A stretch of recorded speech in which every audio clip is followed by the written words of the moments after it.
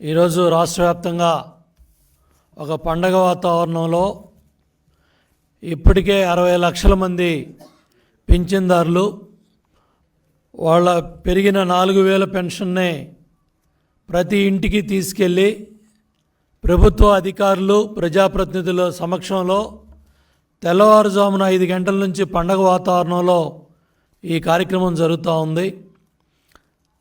గత 5 సంవత్సరాలు కూడా జగన్ రెడ్డి ప్రభుత్వం కొన్ని వేల కోట్లు ఖర్చు పెట్టి ఈరోజు జరిగిన కార్యక్రమం ఇంత పెద్ద ఎత్తున ఇప్పటికే దగ్గర 94% పైగా పూర్తయిన పరిస్థితి వచ్చింది. 60 లక్షల మంది పైగా పింఛన్దారులకి ఇంటికి డబ్బు వెళ్ళింది. ఇవాళ ఇదే కార్యక్రమాన్ని జగన్ రెడ్డి ప్రభుత్వం గత ఎన్నికల ముందే మనం చూసాం. ప్రభుత్వ అధికారుల నిర్లక్ష్యంతో దగ్గర 35 మంది మండు టెండల్లో ఏ విధంగా దివ్యాంగులు కావచ్చు, వృద్ధులు కావచ్చు, పేదవారు కావచ్చు, ఎండవేడిమికి ఈ పెన్షన్ డబ్బులు సచివాలయాలకు పిలిపించారు,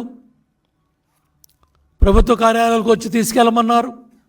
ఎన్నో కార్యక్రమాలు పెట్టి ఏ విధంగా ఇబ్బందులు పాలు చేశారో మనం ఎన్నికల ముందు చూసాం. చాలా స్పష్టంగా ఆ రోజు చంద్రబాబు నాయుడు గారు చెప్పారు. తెలుగుదేశం ప్రభుత్వం అధికారంలో రాగానే మొదటి నెలలో 7,000 ఇస్తామని చెప్పారు. దానికి అనుగుణంగా మొదటి నెలలో 7,000 ప్రతి ఇంటికి తీసుకెళ్ళి ఇవ్వటం జరిగింది.